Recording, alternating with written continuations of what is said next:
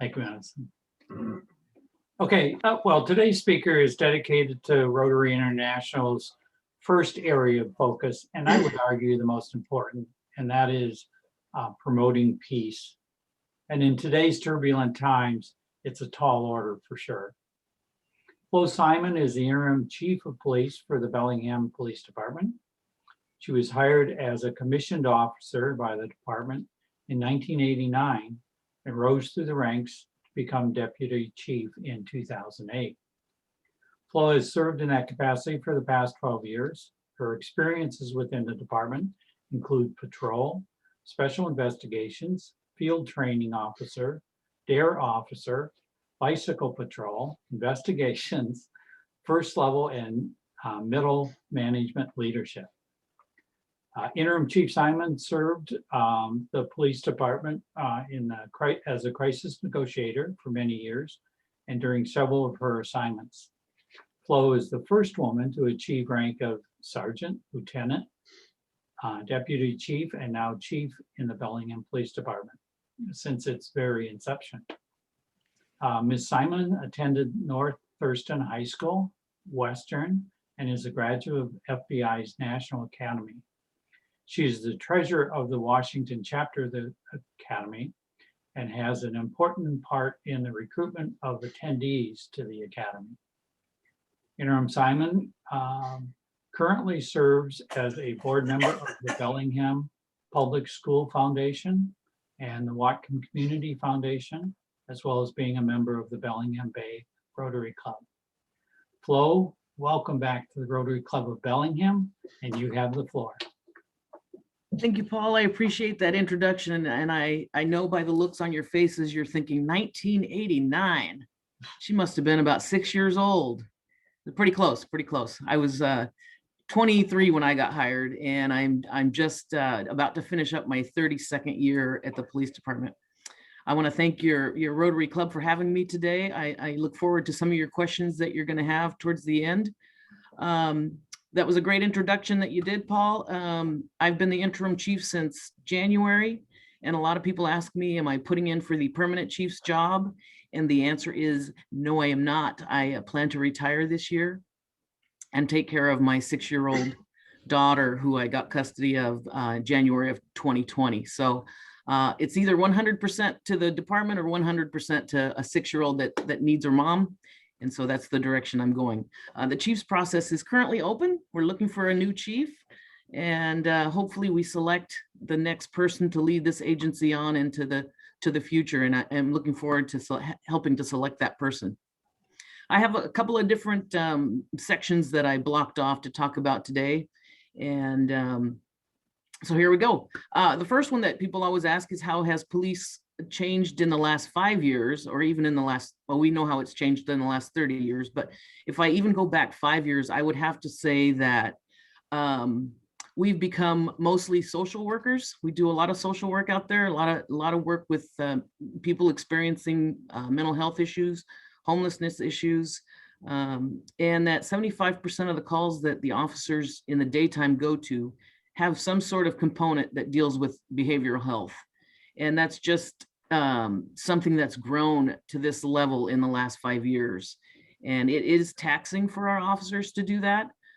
We've had to have a lot of training on de-escalation and dealing with different behavioral health disorders and recognizing how to do that, and knowing what resources are available to send people to. The other portion that's changed the most and is rapidly changing every day is the use of technology. We have mobile data terminals in our cars, so we no longer have to be dispatched by radio. The calls just show up on our screen and we can pick and choose which ones we go to. We have body cameras that we started in 2014. And back in 2014, the officers would tell you, I do not want a body cam. I don't want somebody watching me do my work. Today, you won't find a police officer that will leave the police department without a body cam, because it does come in handy when people want to make complaints against officers, or they recall things differently than they happen. So we've embraced body cams, and everybody's trying to catch up to wearing body cameras. Our cars have certainly changed. We've gone from sedans to SUVs. We have more equipment to carry, tasers, tourniquets, medical kits, rifles. And so we need a lot of room. The uniforms changed a little bit. We have what's now called an outer carrier. So you used to wear your body vest underneath your uniform shirt.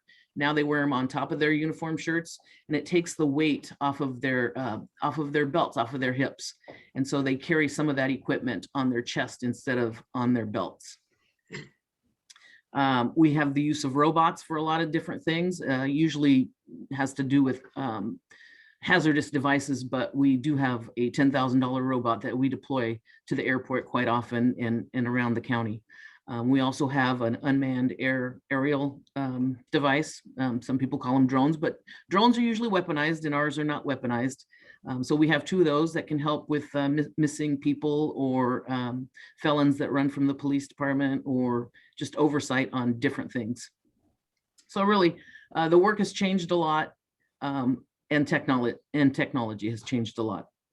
Another question I get is, what do I think of the defunding movement and how has it affected Bellingham? That was a nationwide cry to defund police departments, and every protest that we have currently, there's an element of defund the police. When they marched to the mayor's house on Saturday, which the march was for homelessness, but intertwined in that was defund the police and abolish the police, and so we still hear that.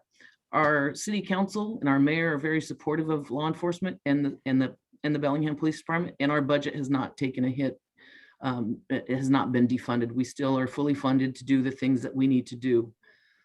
So that's the good news in Bellingham, is that we're not following the trend that we've seen some other agencies go down in being defunded.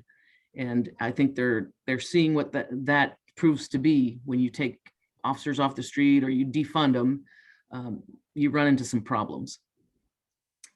What are our strategies to address disturbances involving people with mental health issues? So we started a behavioral health officer unit. It's a unit of 1. We would like to get to 4 behavioral health officers so that they're working 24/7. Right now, we have 1 officer who works 8-hour shifts, and he's with an intensive case manager, and they take the load off of patrol to those high utilizers of the 911 system, those people that are experiencing behavioral health issues or constantly calling 911 for services. So Zach carries a load of about 20 people. He checks in with their families. He makes a plan for them, and he's really made an impact on the call load for patrol. So we want to do more of that. Bellingham also has a team called MCOT, which is doesn't have a police officer element in it, but they also respond to people in crisis, because we know that sometimes people in crisis, when a uniform shows up, it makes the situation worse. When I first started, if you had a suicidal subject, somebody, let's say they were going to shoot themselves, you'd bust down the door and go in there, and it was almost like you forced the situation. Fast forward to today, we have slowed things way down. We have resources come and try to contact the person. We try to make it as safe as possible so that we're not the ones inflicting the harm because we're trying to save somebody and they pointed a weapon at us. So the way we respond to those kind of calls has changed a lot. As far as a day in the life of a police officer, when I came on, we worked 8-hour shifts. Now officers work 10 hours and 40 minutes. They work 5 days on, 4 days off, 5 days on, 5 days off. So they have a really good schedule, but at the end of that work week, they're very tired. And when you're dealing with social justice issues and behavioral health and all that for 40 plus hours of your week, it is taxing. So they are tired at the end of the week. They do take good care of themselves. They work out before shift, most of them, and they get good sleep. In their contracts, they're guaranteed 10 hours sleep between working. So they're not working out there very tired. We strive to have them do 50% proactive work and 50% reactive work. And the proactive work, I got to tell you, has taken a back seat just because of the temperature out there with some of the people that they encounter. They get spit at, they get called names, they get things thrown at their cars. And so, and they also are looking at all the legislation that's going on, that the laws that people are bringing forward or trying to change. And that makes a difference on how they do their job, because none of them want to be sued. None of them want to lose their livelihoods and their houses. And so it seems like they're just waiting for the waters to calm a little bit before they get back into doing the things that they love, which is serving their community. What else can I tell you about what we're dealing with currently is Frank Jerry Field. I'm sure most of you are aware of the illegal encampment up there that we're trying to get a handle on and get moved. That'll be happening tomorrow. Public Works and Parks is going out to clean that area up and have those folks move. They've been offered services. A lot of them don't like to go to base camp or any of the other places that are available. And honestly, it's because they have rules. They want to have a no barrier shelter, which is not possible, because if you don't have rules, you get what happened at 210 Lottie Street, where we're responding every day for crimes that are occurring because it's just chaos. So, you know, we have the tiny homes around town that the folks left at Frank Jerry just don't qualify for, whether it's because they have violent behavior in their past or they just don't want to follow the rules that the tiny villages have. So we're left with trying to find a solution for the handful of people that are left. And I think there's maybe 25 folks that are left up there. I can tell you that I have enjoyed my 32 years here at the police department. It's been nothing but a wild ride. Every day is different. I like to say every meal is a smorgasbord. Every day is different here at the police department. And I'm looking forward to my next life. And I will open it up for questions. People will need to unmute themselves. I had everybody muted, so not to interrupt. Maybe I'll go first. This is Catherine Reardon. And Flo, I just want to thank you for this presentation.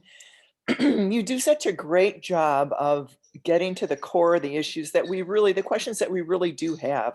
And what a great leader you've been inside the police department and the community. So thank you, thank you, thank you. Thank you for best that. wishes for your next chapter. Thanks. I appreciate that, Catherine. Sure. Hello, this is Roland Knuth. Hi, How Roland. is the morale of the police department? And have you had much problems recruiting new officers? That is a great question, Roland. The morale in the police department is, I would say, if I had to do a temperature check, it's about 80 degrees. It's getting better. They know that they have a lot of support from the general public. We get cards almost daily from people thanking them for the job that they do. And that really does help them a lot. And so I'm thankful for the folks that write in and thank them. What was the other part of your question, Roland? Recruitment of new officers. Ooh, yes, recruitment is way down. So we hire lateral officers and we hire entry-level officers. And when I tested, there were maybe 300 people that tested with me. Now we're lucky if we get 15 people at a time. And so it is hard when you dig deep into somebody's background. Out of 15 people, we might find one person that we can hire, because we're just not going to hire numbers. We want people that are going to stay in this community for a career. And so we are probably 6-7 positions down. And this year, I'm expecting about 6 people to retire. So it takes a long time to hire people. And then they have to go to the academy for 4 months. And by the time they're out on their own, it's about 1.5 years. Well, this is Chuck Snyder. My experience with your department has been that they were always professional and always did an excellent job. And I could always count on them coming into court and giving, believable, good testimony. And I was quite impressed with what I saw. What do you think is the future? What do you see as the biggest issue maybe in the next 10 years, or the biggest change coming in the next 10 years to policing? So we're entering into an era of reimagining police work. And so there are all sorts of different things that are being talked about. I hear folks talking about taking traffic enforcement away from police officers and making it civilian. I hear a lot about oversight boards. I hear about getting rid of qualified immunity. There was some legislation to limit what canines could do. Thankfully, the legislators listened to the canine handlers and the chiefs of different agencies to know that sometimes you have to let your dog off leash to find a bad guy. You can't just keep them on a leash. Anyway, so that did get resolved, but there are tools that are being taken away from law enforcement because of one or two people's actions nationwide. So you're going to see some reimagining of police work. I just don't know what that's going to look like. And I'm eager actually to see what that looks like. But you're right, Chuck, changes are coming. And hopefully we can all meet in the middle and agree on things. I don't think our police department is broken. I think we're very successful. If you look at our use of force stats, we rarely use force. We track use of force, anything from putting my hands on you to put your hands behind your back to discharging a weapon. So, and everything in between. And our officers they receive so much training, probably double what most agencies offer, because we have built-in training days every other Friday. Flo, this is Tim Ferriss. Hi. Hi, Tim. How are you? I'm good. How are you? Flo's my old CrossFit buddy. Yeah. I want to follow up. First of all, I want to follow up on what Chuck said. I'm not only impressed, I'm proud of our police department because I've heard those statistics before and I read what happens around the country and I just don't see those issues and behaviors occurring in the city of Bellingham. But maybe if you could go into a little more detail, it seems to me that when I've heard you talk before that behavioral health is a big component of, and I think Andy can correct me on this, but the fire department has paramedics that are also assigned to behavioral health issues. It seems like that's a large component of what the issues are for both fire and police. And is there any effort to sort of figure out how we respond as a community, or is this where we are now with personnel from both the police and fire assigned to people who are behaviorally ill? Yeah, so great question, Tim. There's actually a group called Grace that are trying to figure out how to respond to some of those issues without using law enforcement. I think the medical field will probably always be involved in that response in some way because a lot of these people have medical issues, but at least getting law enforcement out of welfare checks for, somebody screaming on the side of the road. So that is being worked on. And I think in the future, you're going to see that we deal with that less and less, and we go to the more high risk calls where, weapons are implied or an element of assault is there. Thank you. Chief Simon, I'm Steve Bann. I don't know that I met you, but the police department has always been much honored in our family. I raised 3 girls, and one of their heroes when they were young, they're now adults, was Officer Lanham, the DARE officer on the South Side, and to this day they talk about him. So one thing I want to talk about the defunding the police slogan, if you will. That's an unfortunate term, but I know you realize that what that meant is that, like you said, you started your presentation by saying that the biggest part of your job day to day is behavioral health issues, and so you need expertise and you need people who can deal with that. And so I think quote defunding the police meant shifting some of the funds from the traditional police work, law enforcement, to dealing with the behavioral health issues. And it sounds like that's what we're doing in this city. But I just want to make sure that people understand that that's what's happening around the country. It's not a matter of doing away with police. I think there are some radicals who want to do that, but that's nonsense, obviously. But I think most people, reasonable people, want to shift some of the funds or add additional funds so that the behavioral health issues, so that you have 4 or 5 or 6 behavioral health officers, not just one, for example, here in Bellingham. And so I just wanted to make that point. Yeah, no, that's a great point, Steve. But the other point that needs to be made with that, when people talk about defunding the police department, is that we don't have extra money to deal with behavioral health issues. When people think that we get a chunk of money to go and deal with these issues, but 85% of my budget is salaries, wages, and benefits. So when you talk about defunding, then you bite into the training apple, and that's just not something that we're willing to do as an agency, is to forego our training.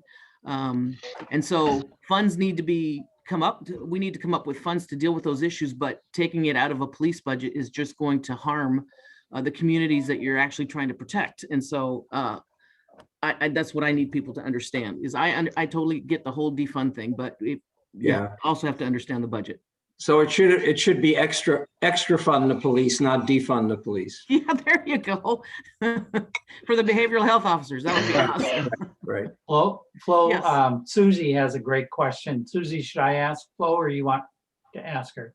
Go ahead. All right. So Flo, what is the best thing we as citizens can do to support the police department? The best thing you can do is either you can show up to city council at public comment periods and support, or you can send cards of support, or just when you see one of us, just thank the officers.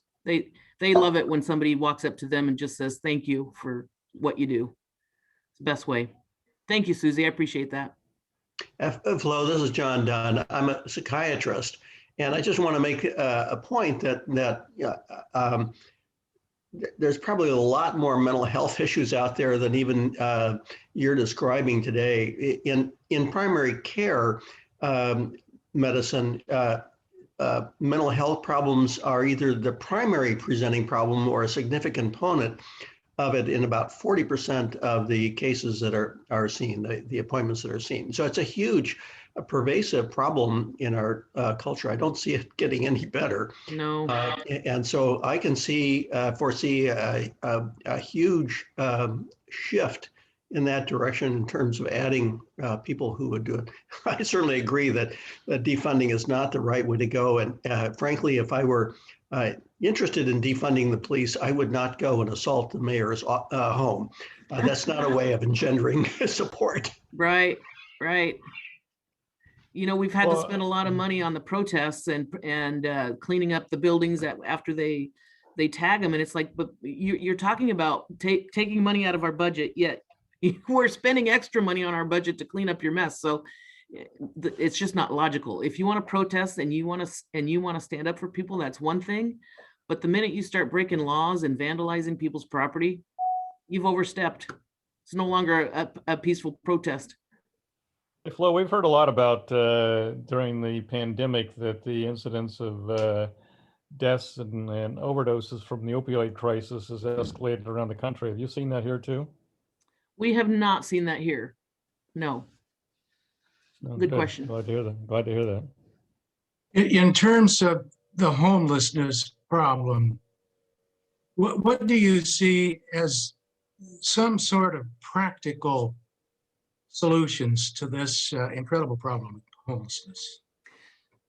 Well, I think you're seeing the tiny villages that we have around town. They have been great. They have been great to work with. They've been great fitting into the communities where they are. We don't get called there hardly ever. They check in with us once a week. They work with us on getting people in. So they do background checks on the folks that are coming in. And I think that you're going to see more of those popping up. The problem is when we talk to people out on the street, like the folks that are at Frank Jerry, some of them, what brought you here? Well, we heard you had great services. Well, that's great. But at some point, we're just going to, the services are going to be stretched thin. I agree that affordable housing is a need, and I think that everybody is working towards that. And then there are just some people who would prefer to live in the woods in a tent and don't want to be bothered. So I don't think we'll be able to service everybody, but I think we will be able to serve the majority of the homeless population. And I know that from the last count, there's over 700 that identify as unsheltered or homeless. Flo, what percentage of them, if you know, are locally from Bellingham as opposed to coming in from outside the community? You know, Tim, I don't actually know that number. I don't, but I'm sure we could find out. Debbie, did you have a question? I did. Thank you, Flo. So, I always try to balance, I absolutely believe in human rights, of course. I believe in lots of safety nets. I mean, I know that some people just have sometimes just a really short list of bad options to choose from, but I also believe in the rights of all of the citizens of our community. And it was really painful to see the library have to shut down because of Camp 210, thinking of all the people that the library serves.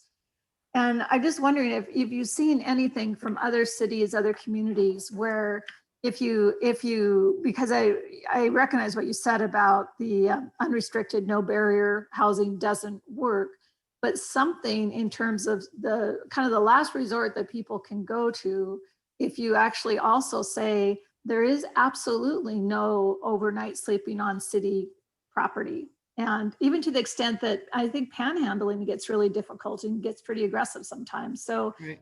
Wondering what might be out there in other communities so that we can balance the safety nets and the good things we're doing in terms of making sure there's more housing and social services and everything else with those people that maybe through meth addiction or whatever else don't want to or can't deal with the physicality of living in a societal type of housing. Yeah. And I haven't actually seen anything else. I know there was a city that bought a hotel and for some of their unsheltered, and I don't know how that's going. But I think if they're in smaller groups, it's easier to manage. A group of 25 that wants to live in a no barrier is almost undoable. I mean, you'd need a group of about 5 if they're going to be living without any kind of rules, because the more people you get in there, the more agitated they get with each other. And so the interesting thing about 210 Lottie, though, was that there were people that left housing to come down there and join the protest, and they lost their housing. And it was like, but you're down here because you want housing. It didn't make sense to me anyway. A lot of the folks that are at Frank Jerry tell us that the reason that they like that encampment is because they're getting free weed and free food, and they're just basically on their own to do what they want. So I say, I'm just being funny here, but we get a dispensary and we put it by base camp, and so you stay at base camp and you come get your free weed if that's what it takes. But I don't know what the solution is for this group that's left. Honestly, we've tried everything. Well, isn't it possible for those who don't want to abide by the rules, and as long as there are open beds at base camp and other places, if they don't want to abide by the rules, then that's their choice, but they don't get to live outside on city property. Right. It's against the law, and so they suffer those consequences. Why can't the police department do that?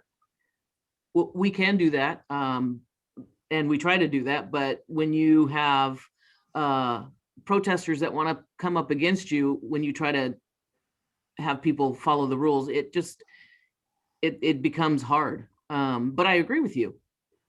All the other citizens have to follow rules, and there are beds available at base camp. There are beds available at other places. And the other thing I hear from some of the folks is that they don't want to go to base camp because they have to pray. Well, that's a myth. I mean, they used to back in the day. That doesn't occur anymore. You can if you choose to, but you're not forced to do that. And so we try to dispel those kind of things when we hear them. And base camp has had capacity for the last 2 months to have people come back and stay there. But you have to follow the rules. Gary, how are we doing on time? We need to end it. Okay. Thank you, Flo. You're welcome. Thank you. For your service and your presentation today, and happy retirement with your daughter. Thank you. I appreciate that. Thanks for having me. Thank you very much. Okay.